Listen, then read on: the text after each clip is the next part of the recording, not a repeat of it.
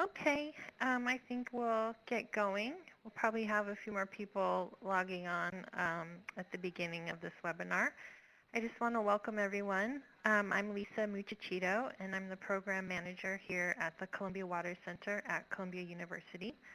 And on behalf of COASI and our America's Water project, funded by the National Science Foundation Water Sustainability and Climate Grant, I would like to welcome everyone to today's talk, which is part of an ongoing webinar series.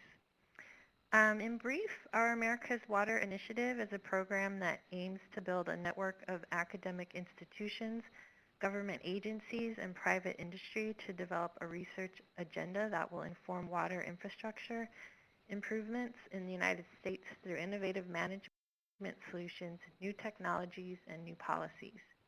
The speakers in this webinar series are helping us to understand what can be done and what the possible implications are. So today it is my pleasure to introduce Professor Benjamin Ruddell, Associate Professor of the Polytechnic School, Fulton Schools of Engineering at Arizona State University, and he will be speaking on a new detailed map of the U.S. hydroeconomy, water footprints, teleconnections, and indirect vulnerability to drought. And after Professor Ruddell finishes his presentation, he will have a few minutes to answer questions. So I just ask that everyone use the chat box and you can type in your questions. And I also want to let everyone know that this webinar, as well as all webinars prior to this one, have been recorded. So you can find them posted on the Columbia Water Center website as well as the COASI website. And with that, I will let Professor Ruddell start his presentation. Let me just switch the slides.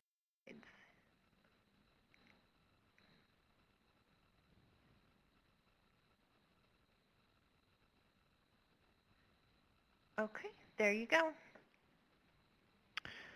All right, I guess everyone can see that. My first slide's got a nice map of the United States, some colors on it. And can we see that? Okay, good.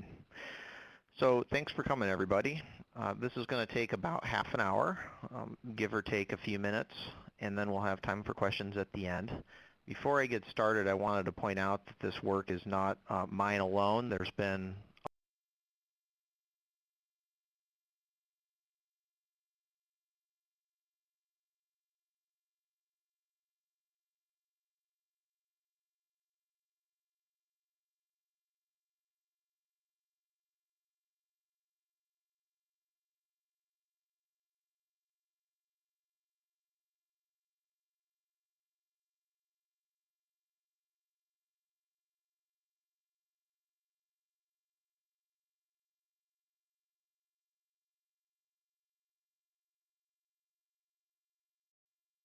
You are. To connect, please. We're good to go. Let me make sure everyone can hear us again.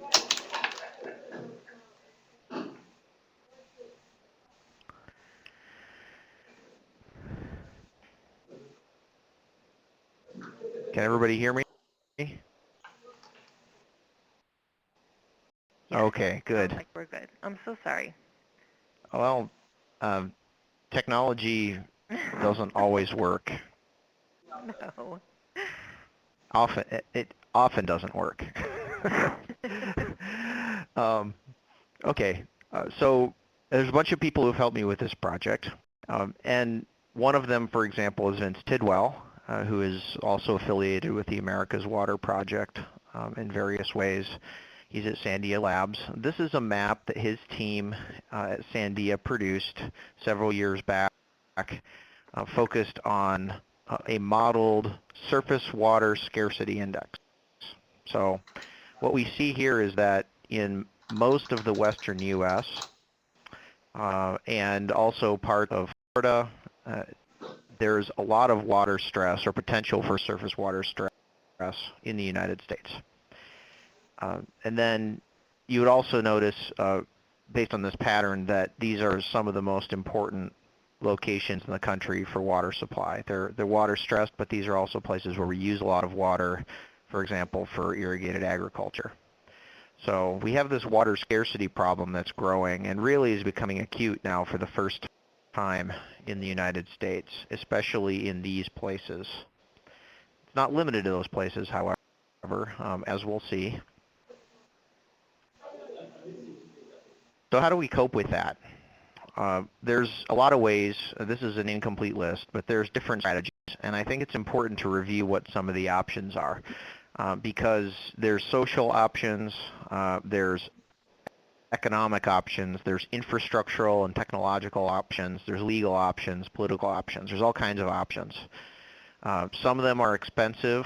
I think the water reuse conversation is a really good one. However, that technology is expensive, and the energy to run it is still quite expensive. It's certainly more expensive than just using the free, high-quality water that Mother Nature has usually provided in the past. We could stop growing our economy or shrink our economy. That is too expensive to even contemplate for all kinds of reasons, at least in most cases. We could get the politics involved, and we could figure out who we want to give the water to and just make some political choices. That does happen, but the problem is always who decides, and is it a good decision? Often not, at least not for everybody. You can lean on the economy. We could reform our water rights system and institutionalize new water markets and let that happen. But in the United States, at least, there's some really severe political barriers that need to be overcome. They may or may not be something that can be overcome. And with water, you have a very high transaction cost because it's not like an iPod or an iPhone, I guess now. You can't just box it up and ship it. It's big, it's heavy, and it's hard to move around, and it's hard to make these deals. So we could also just compromise our values, for example, our environmental values. Just stop taking care of endangered species, and we could use all the water for ourselves. That's not really going to solve the problem long term, but it would help short term. We have another option, which is an indirect economic option, and I want to point out that this is actually probably the largest option that we currently utilize, although we don't think about it. So we outsource water use, just the way we outsource all kinds of other production. Often it's not because of water entirely. Usually it's not. It might be because there's a labor supply or some natural resource or some land or something that's available. But what this implicitly means is that we're paying other people to use water for us, to grow food for us, or build manufactured goods or generate energy. We don't do those things ourselves. And often those producers of these goods and services use that water very far away. This already happens on a massive scale, both internationally and also within the United States. But the point I really want to leave you with here is that these are all systems level questions. My point in this talk is not to answer these questions, although I am going to touch on number 6 several times. But these are systems level questions about how to deal with water resource problems. And we need systems level information. So this data product that we've produced is providing that systems level information. That's the goal. It's a fundamental data source for these sorts of questions. So let's talk about that number 6 option a little bit more, this outsourcing. Sometimes this is called virtual water. Virtual water is one way of measuring how we outsource water use through the economy and how that creates teleconnections and indirect dependencies. So the classic work that gets cited a lot now is by Hoekstra and company in the upper right. That's the international trade map. Green countries are big virtual water exporters. Red countries are big importers. This is already kind of an outdated map. I think China is now closer to neutral than they used to be. But as you can see, the United States is one of the big exporters, and that's because we're a big exporter of irrigated agricultural crops, among other things. And that's probably the largest water user in the world. So that's how that map looks. And in the lower left, you can see another piece of work from Dalen et al. Out of Rodriguez Iturbe's lab. And this is showing you that this trade is growing over time. So we're doing this more and more as you move from 1986 to 2007. Globally, this trade and this outsourcing of water resources in the economy has grown dramatically. And this is also true on more local scales. I'm starting with the big picture, not to emphasize that this is where the story is, but actually to contrast, because within countries, there's actually a much more important pattern than this, which emerges. This is only a small part of the big picture, this international trade. So there's long-distance teleconnections that are created. This makes you vulnerable all over the world, all over Africa and Asia, and Central America. People are vulnerable to drought in the United States because of how it affects our agricultural sector. That's a teleconnection, and it's really clear from this map. So let's go down to a much smaller scale now. We have the problem, which is that the scale at which we need this data is actually very fine. We need it at the city scale, we need it at the county scale, we need it at the watershed scale. Those are the scales at which policymakers are making these decisions. And actually, we need it at a smaller scale than that. We need individual establishment level data for these teleconnections, these water footprints, and this outsourcing through virtual water. But we don't have that information yet. What we can do is talk about cities and counties and watersheds. And that's the best we can do right now with publicly available data that doesn't need privacy protections.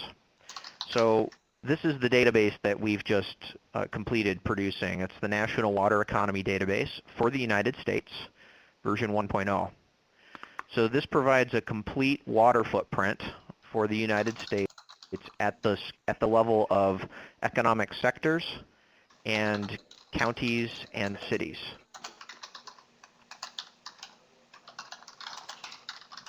This is a map of the so-called water everything nexus. That's what I like to call it. So this includes the water, food, and energy nexus, but it also includes all the other stuff, services, manufacturing, the government sector, and those are actually really important for context because that's where the value in the economy is. And so we have this complete map now of how all of these different parts of the economy are connected to each other and how they interact with each other as it pertains to water resources. We can do benchmarking for water productivity for all these different sectors and locations. We can, and that would be, for example, dollars per gallon, just economic productivity, but we could also think about other benchmarks. We can make these policy assessments and decisions now at these crucial city and watershed scales, which is really where the action is. It's not at the state scale, it's not at the national scale, it's down at these local scales, and as you will see in a minute. So I really want to emphasize this data product provides the basic information we need to answer many of these food, energy, water type questions, and because it's a map of this U.S. hydroeconomy at the appropriate scale. A little bit about methods before we get into results, and then the rest of the talk will be the good stuff. So this is a water footprint. It includes virtual water and direct water use, so indirect and direct water use. That's the equation you see at the bottom. F is the water footprint. This is just the so-called blue water. That's freshwater withdrawals. We're not getting into consumptive use in the data that I'm showing you for a number of reasons. We could talk about that later, but you can convert this into consumptive use if you want. This doesn't include green water, which is the use of rainfall for production, usually of crops. That's a very different question, and we also have reasons for that I'd be happy to explain. There's 43 commodity types in here for things like different types of crops, different types of energy products. You know, oil and gas are in here, grains, vegetables, manufactured goods at this higher level of commodities, 43 types. We aggregate those to 5 economic sectors in the current version of the database. So these are the usual suspects: agriculture, industry, livestock, which is separate from the other type of agriculture, mining and energy products, and then just miscellaneous urban uses, which is really important and interesting one. We've disaggregated or aggregated, as the case may be, to metropolitan statistical areas and to individual municipalities from county level data and from freight zone data to get the data at that scale. Missing still a couple of footnotes are a couple of things that are really hard to get in there. The service sector, inter-county trade is not in there, so we implicitly assume that the service sector all stays within the county where it was generated. So it's in there, but there's no virtual water trade. That's not a terrible problem to have because services are mostly local and within cities, although that's something we're working on. Thermoelectric trade in virtual water is a bigger issue, which we're working on. That's not in here either. So those are a couple of omissions. Another thing that's not in here is the virtual water content of foreign originated commodities that come into the U.S. Those are still relatively small. It's only a few % of the total virtual water in the U.S., but it's something we're working on adding. That's not hard to add. We just haven't done it yet. And I'm working with some partners on that. The data sources are what you might expect. We have commodity flows from FAF3. We have USGS water census data. We have U.S. economic census data and USDA NAS data. Those are the primary data sets. And then we have some other stuff that helps us to model and refine from those sources. So what you got at the end, and what our National Water Economy Project is working on, is this HydroEconomic Network, and there you see it. So if you draw this HydroEconomic Network for the United States, that's what it looks like. It's really complicated. We've called out a couple of dots there in that plot to just show you the main hubs on that network. Interestingly, they turn out to be LA, Phoenix, Chicago, and Detroit. I don't know if you would expect that. But those are the 4 large hubs on this network. So we can use this, and the rest of the talk is going to be about just hashing out that network and analyzing it in different ways to get different kinds of interesting results. So starting with water withdrawals and water use, here's 2 examples. These are very similar to the water use of the nation reports from the USGS because it's their data.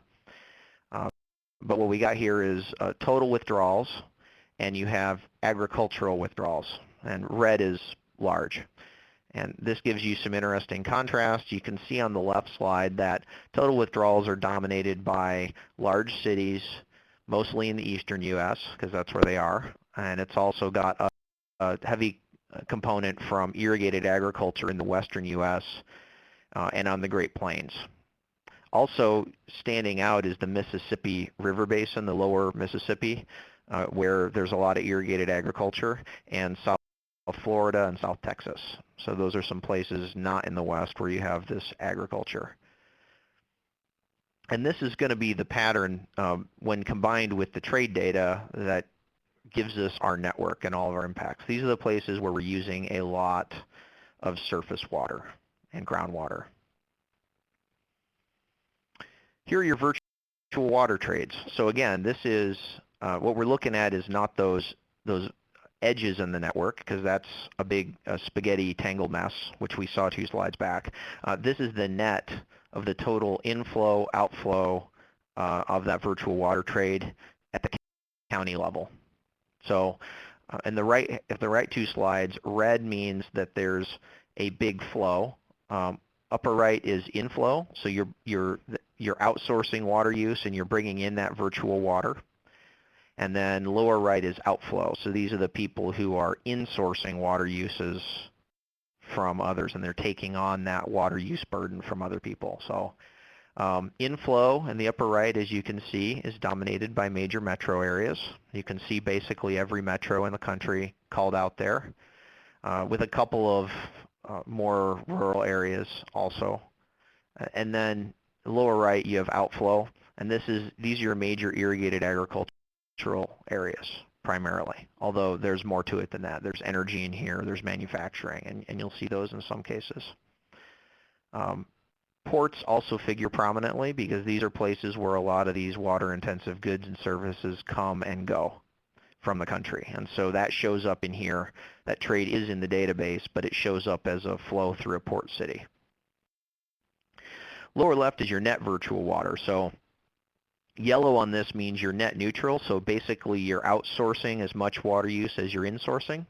And most of rural America is more or less in the yellow. So they're sort of in balance. Green means that you are insourcing and using a lot more water for others than they're using for you. And that's primarily irrigated agricultural locations. And then red means that you're outsourcing a lot more water use to others than they are to you. And those are primarily your large cities. So what you get from the net virtual water map is that your water footprint's actually much bigger than it seems for cities, and it's smaller than it seems if you consider the systems level connections. It's smaller than it seems for agricultural and energy producing regions. So we're shifting the burden in this, we're systemically shifting the burden from producers to consumers, and that's what this map shows you. And when you combine the direct water use, that's U, with the net virtual water use, V, this is what your map looks like. So this is your U.S. net blue water footprint. And it is dominated by large cities. So cities are the hubs on this network. They're the ones who drive this economic activity and the water use, and they're the ones that are ultimately responsible for the water supply issues and the water demands in other places. Although you will see if you look very carefully at the map, there are some places that show up that aren't cities. You have the Imperial Valley in California and parts of Arizona showing up with those big agricultural demands. There's a place in Minnesota near Duluth that shows up for some mining issues, and you'll see some other examples like that. So it's not just cities, although cities figure prominently. I apologize to the colorblind in the audience. I'd be happy to try and sort that out for you and get different color scales if there's one you want to see. Sorry about that.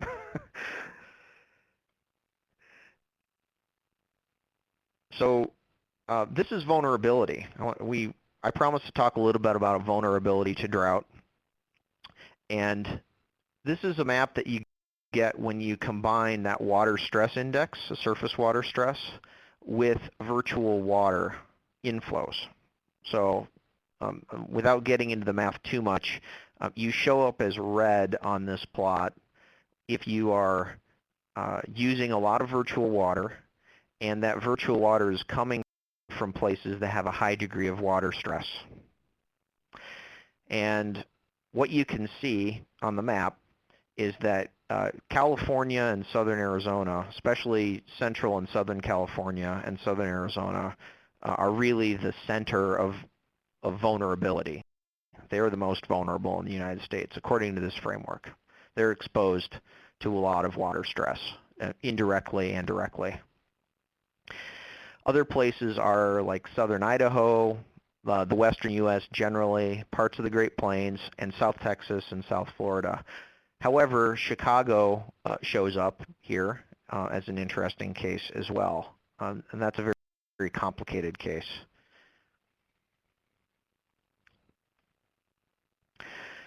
Now, we can also get into more local studies. So this is a study we've been doing for the Great Lakes Protection Fund. I've been working on this with Stanley Mubako and Alex Mayer.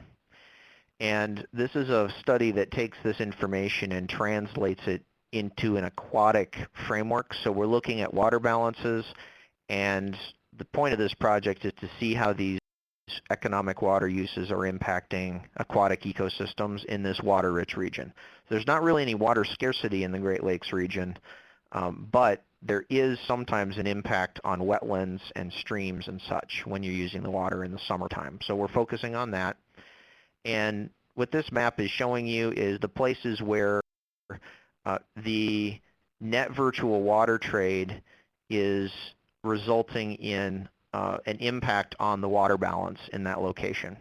And this translates into impacts on the aquatic ecosystems in stream. So dark blue colors are going to be places where you have potential for some aquatic ecosystem impacts in some of those streams. And Detroit, Chicago, Northwest Indiana, parts of upstate New York, and the coastal areas of Wisconsin pop out as places where there are sometimes some of these issues. And there can be other places as well, because that's really a very small scale phenomenon. So we can connect this data if we do the work we can connect it with in-stream flows and with aquatic impacts. We can also do this water productivity benchmarking. So the Great Lakes Council of Industries is very interested in this, and it comes out kind of like you would expect. This is a value intensity. It's just a water productivity metric, simple water productivity in the economy. And these are all those sectors. Commercial comes out as the leaders. This is services, mostly urban services, and there's a log scale there. So that's the numbers on the left-hand axis are actually the exponents on 10.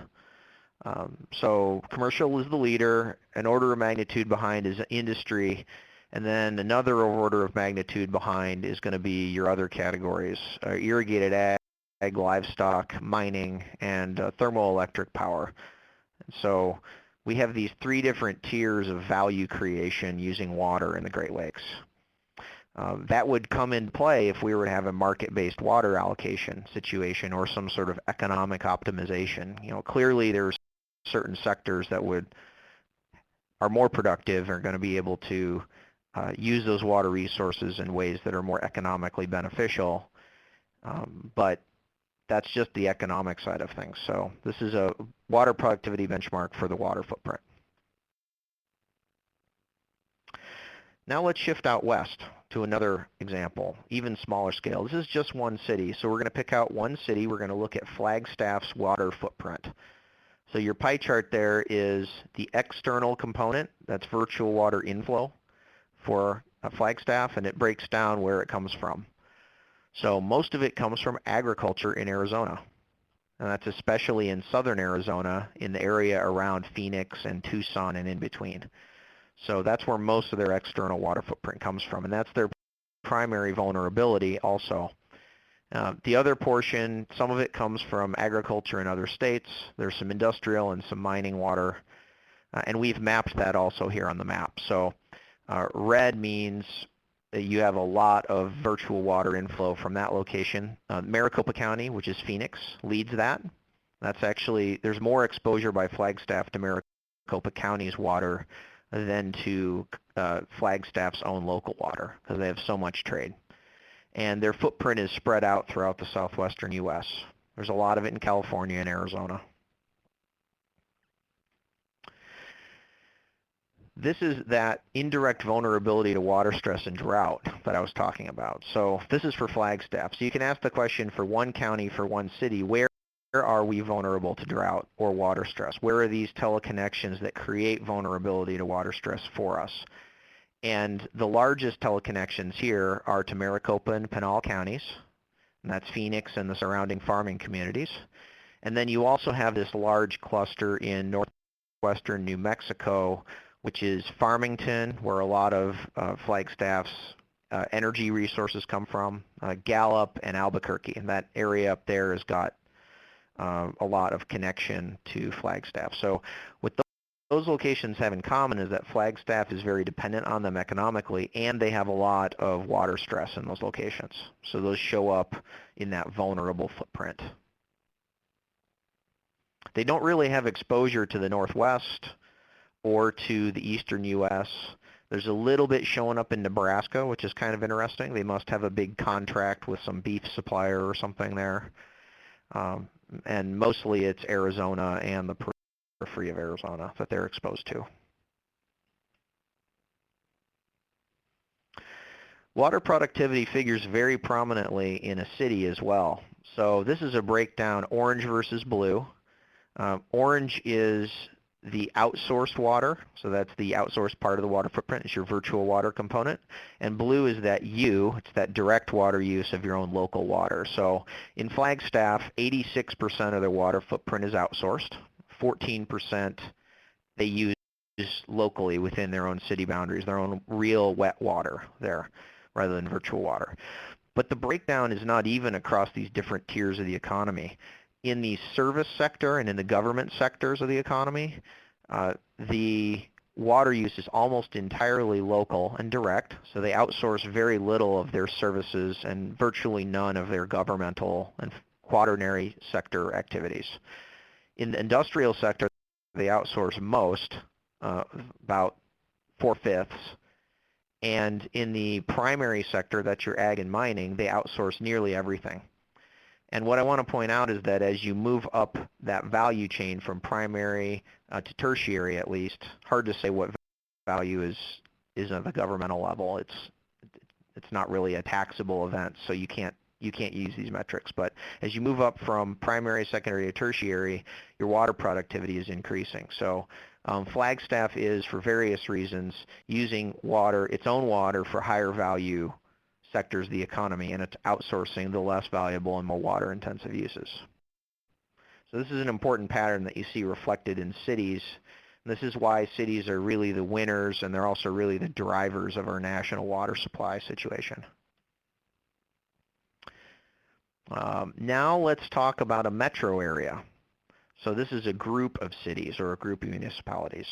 This gets a lot more complicated very quickly if you try and break this out. So this is Phoenix, and Phoenix is strongly connected to Flagstaff, but it has even stronger connections between the municipalities in the metro area. And that's what we're looking at here. So you got a map of those municipalities.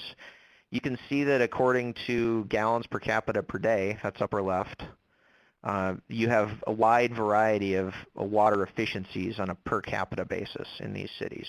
But those cities actually interact with each other heavily. And you have, in the upper right, you have this net virtual water balance of these cities with each other. So these fringe farming communities, including Maricopa, Buckeye, and Queen Creek, are big net virtual water exporters to the core communities like the city of Phoenix itself. So they're actually using water on behalf of the core community, and they're using a lot more water on behalf of the core community than the core community is using on behalf of them. So there's this shifting through the economy and through virtual water trade of water resource allocation and burden to the fringe communities that do farming. And to a lesser extent, that's also true to bedroom communities. Places like Gilbert and Chandler are these major bedroom communities, and they are providing labor and other types of goods and services to the core communities, and they're these net exporters. And then Phoenix, Scottsdale, and other core communities really lead these imports of water. So the upshot here is that Phoenix would need a lot more water if it was going to do all this stuff within its city boundary. Ironically, Phoenix is the least water stressed out of all these communities because it's the oldest and the biggest, and they have the senior water rights, they have the deepest pockets, and so the higher water stress is actually placed on the communities that are the net suppliers of virtual water. This is another pattern that we see reflected throughout the United States. It's not necessarily the rich urban communities that have water problems. It's the other communities that are supplying them with water-intensive goods and services that have the water problems.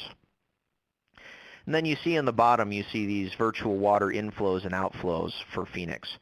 It's bigger than for Flagstaff.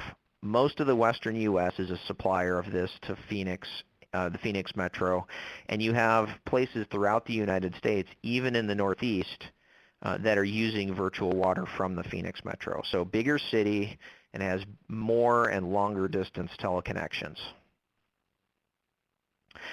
We can benchmark Phoenix too. So these are the same communities that we just looked at.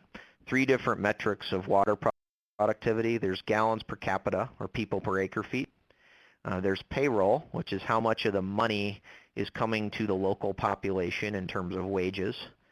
And there's gross revenue, which is how much of that money is going to the companies.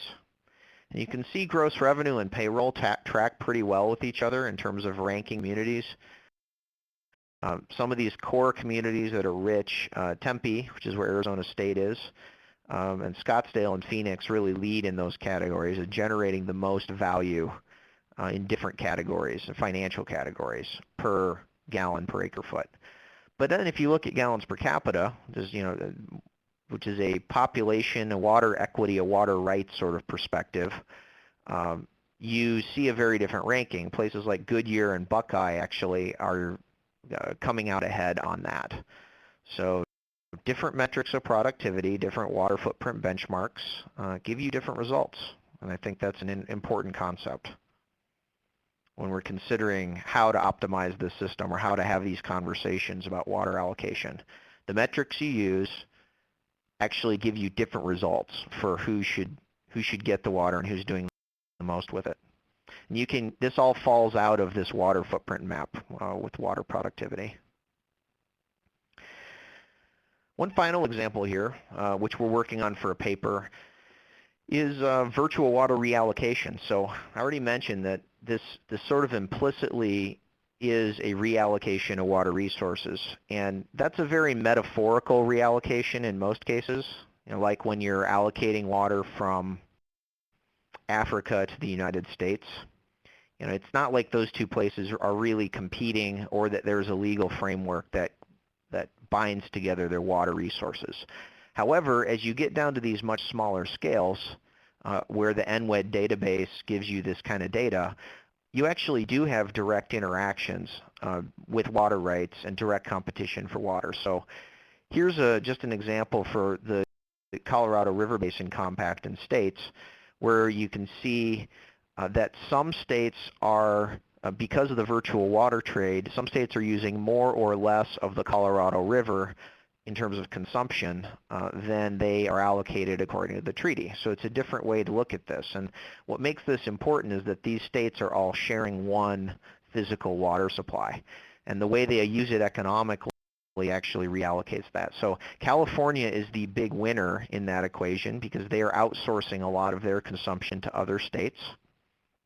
Wyoming is the big loser in the sense that actually they're a winner too, in the sense that they're producing the economic activity, but they are actually using nearly all of their Colorado River allocation to produce goods and services for people in other states, especially for people in California. And Arizona is the other net in-sourcer. So Arizona is using a little bit more of its water for others than they're using for them. And then other states are fairly neutral. Colorado, Utah, Nevada, they're all fairly, New Mexico, don't let me forget New Mexico, they're all fairly neutral. But the one to keep your eye on is California and Wyoming, really. So there may be legal implications for this, maybe not, but it certainly does inform the conversation about water allocation in a water scarce river basin. So I just went through, I started in the big picture globally, and then I talked about NWED being this national water footprint database showing all these teleconnections. We have all the sectors of the economy represented, and we've done this at the scale that's really relevant for policy at the watershed or the city or economic sector level. So, and then I gave you some examples of how we actually use that data for specific case studies like the Great Lakes or cities in Arizona or the Colorado River Basin. So just to summarize, here's a few points. Local and regional connections are going to dominate this map. It's not the global. If we were to compare those international virtual water flows with the local, we find that the international flows, for most intents and purposes in the United States, in most sectors, they're a rounding error. The big connections are within your state, they're one county to another, they're between cities within a metropolitan area, and in some cases for major cities, they might be national teleconnections or even global teleconnections, but it's the local and regional connections that really dominate this map. And so that, I think, speaks to a science piece from Charlie Vorosmarty and others from a couple months ago, where they were asking what scale does water governance what scale should water governance be operating at? I think the answer from this work is that it depends, but generally it is a smaller scale phenomenon at the socioeconomic level when you consider the teleconnections. These teleconnections, they create indirect vulnerability, and that's especially something that's created by major cities because they're outsourcing their really water-intensive goods and services to places that are often much more water stressed than they are. And this is especially true in the southwestern U.S.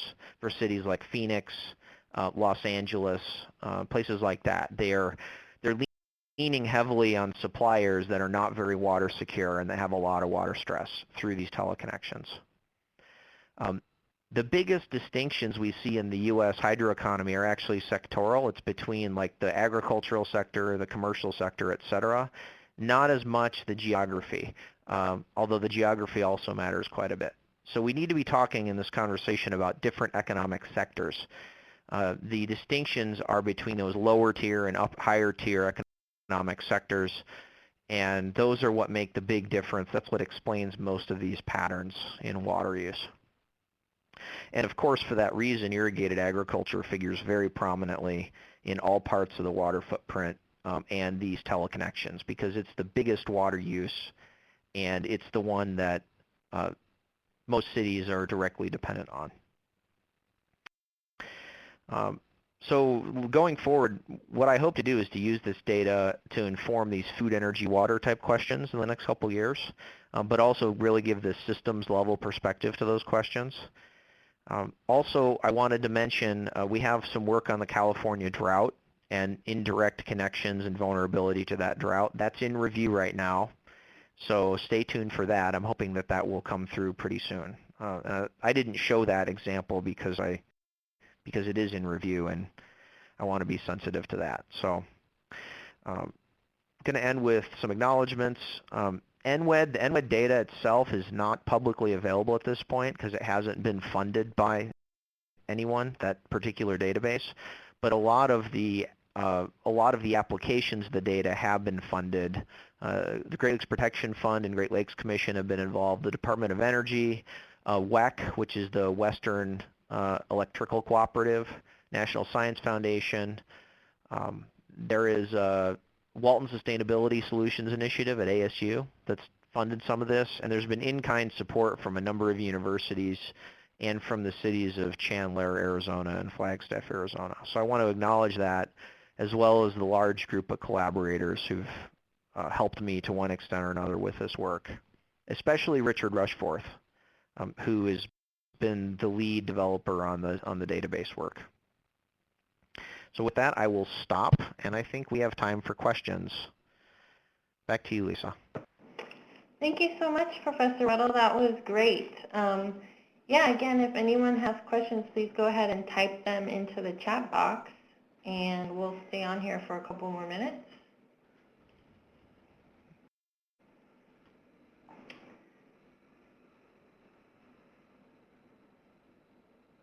All right, looks like Tony Coleman's typing.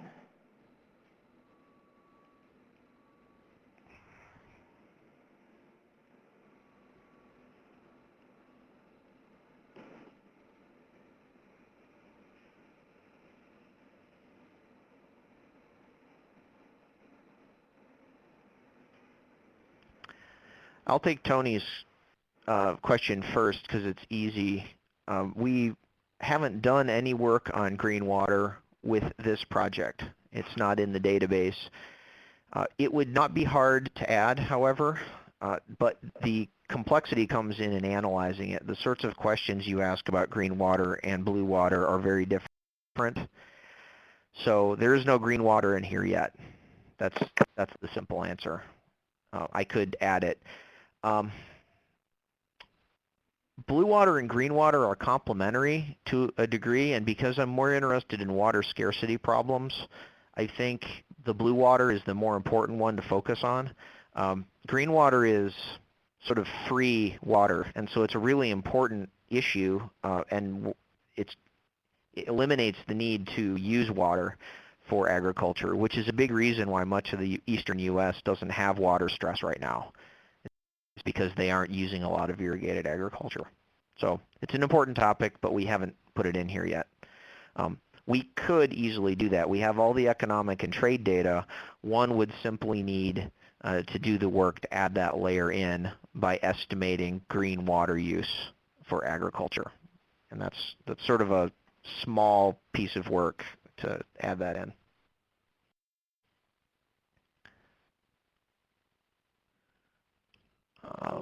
Second question is from Terry.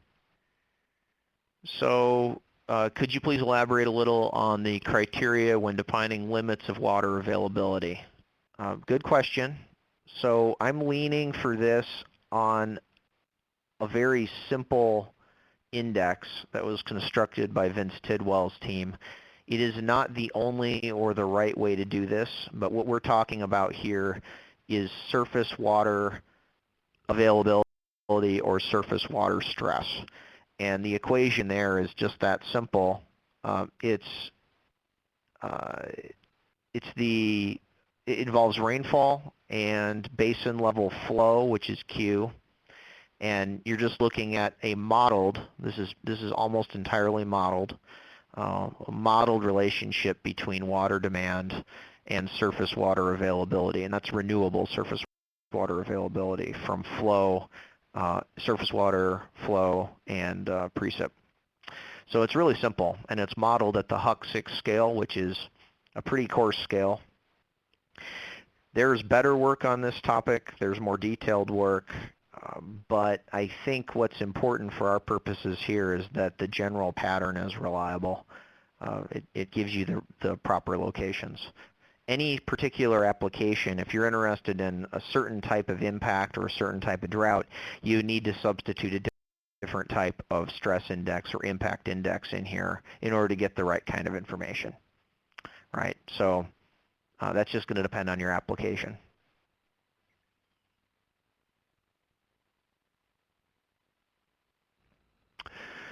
Okay, Kai has a question. Why withdrawals rather than consumption?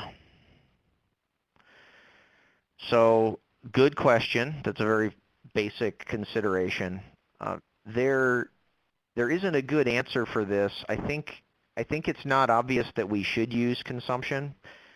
When it comes to the economy, as opposed to the hydrology, the withdrawals are really the important factor because the withdrawals are the level at which water rights are established, and they're the level at which infrastructure costs for cities and industries exist. So you don't really pay for consumption as much as you do pay for withdrawal in various ways. That is just to say, I think withdrawal is the better metric if you're looking at a hydroeconomic large-scale index. Of course, as hydrologists, we start with the water balance, and consumptive use is important. I don't think there's a right answer here. I think you can use consumption. All you would need to do to translate this into consumption would be to get those consumptive use coefficients and multiply them through. And you would end up with a different picture, which would emphasize the role of irrigated agriculture in the hydroeconomy even more, because that's the one with the big consumptive use coefficient, right? So this would, including consumption, would just sharpen and exaggerate the importance of irrigated agriculture. There's another issue here too, which is that when you're doing macro scale hydrology, I think consumption becomes a really gray, sort of fuzzy and difficult concept to pin down. You know, what about rainfall recycling? How much of that water fell as rain back in the same county or river basin? What about the basin scale issues? What about storage? I think it's less clear cut when you're talking about large scale issues to figure out what consumption actually is than it seems at first. You know, if you're just talking about one power plant or establishment that has a pipe, it's pretty straightforward, but at larger scales, it's not as straightforward.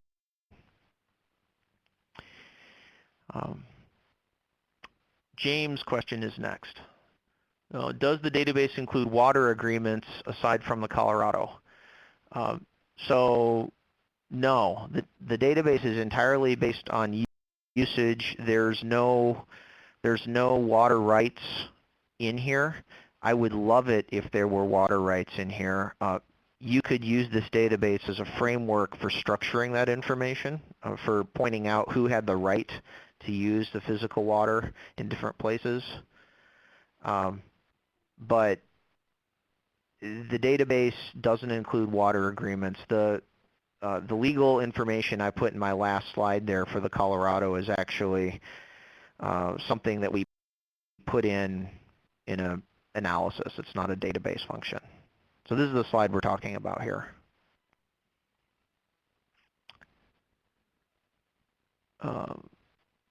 Okay, next question has to do with temporal range of the data. Okay, so this is federal data at the county scale. It generally is going to represent an annual average or annual total from a decadal time scale, roughly from 2000 to present. And that's just to say that we don't have any interannual variability in here. The federal statistics don't exist at that level, and so the raw information we're working on doesn't have that information. So this is all annual time scale numbers from roughly the past 10 years. This is something I would love to add, but it's quite a bit of work. We would need to model that interannual and seasonal scale variability because no one's collecting that kind of information.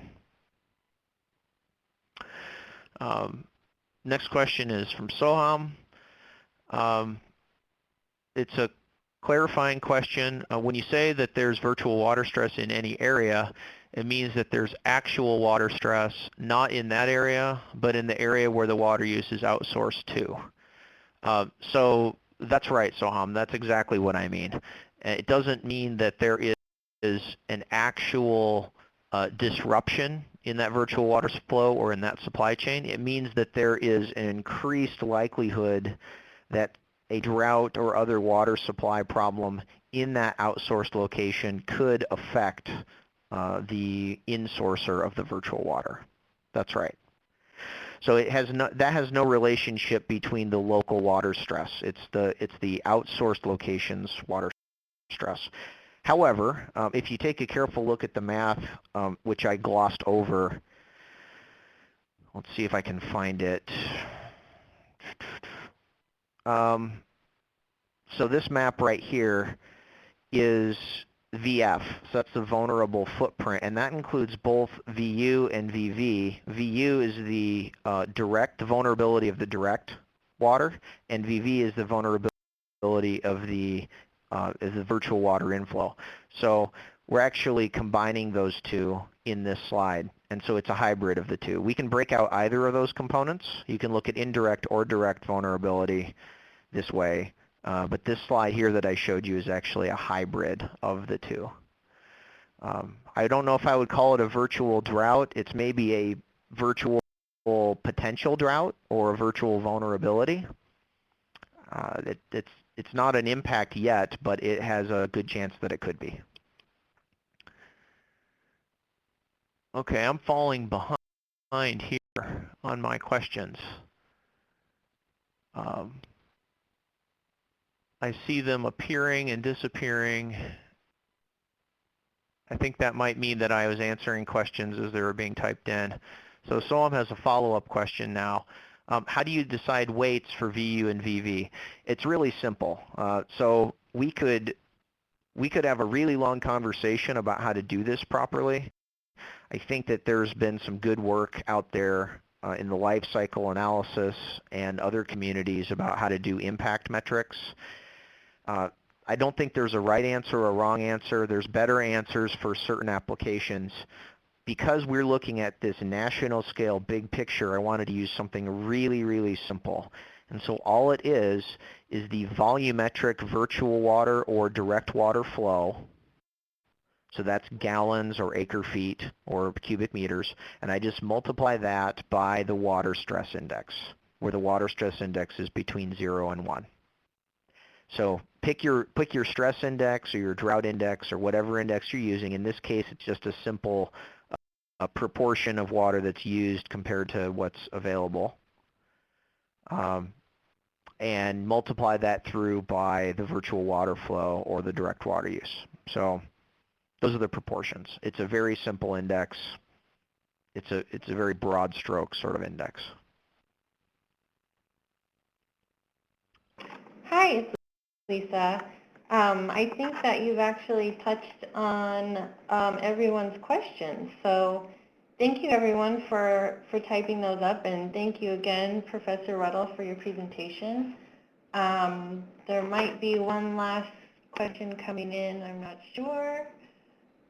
Oh, how about we take this last one, and then we will wrap things up. From Kai. Can you be more specific, Kai? I do have thoughts, but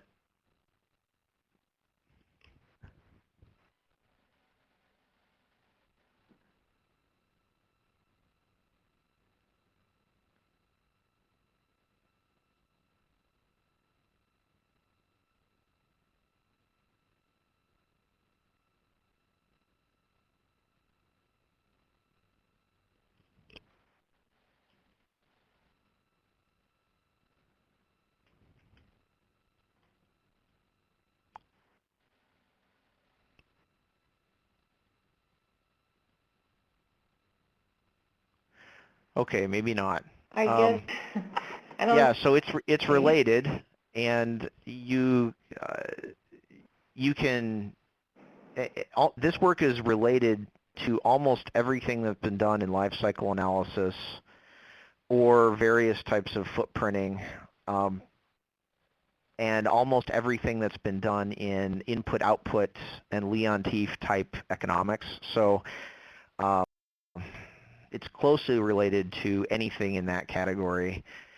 It is, in terms of our language, we're casting it as a water footprint and virtual water type database, but it is all those other things as well. And you can do many of those analyses using this data, right? So in some sense, this is just a big input-output database with economic and water information combined at the county and economic sector level. So pick your econometric or LCA type tool, and you can use this to answer those questions. So this is data. It's not an analysis of data, and what is data. Great. Once again, thank you so much, everyone, for joining us today, and thank you, Professor Ruddell, for your presentation. I'll just mention again that if you wanted to review this presentation again, it'll be posted on our website as well as the Quasi website. And we are going to have our next webinar in 2 weeks with Benjamin Preston. So with that, I think I will say goodbye. Thank you, everyone.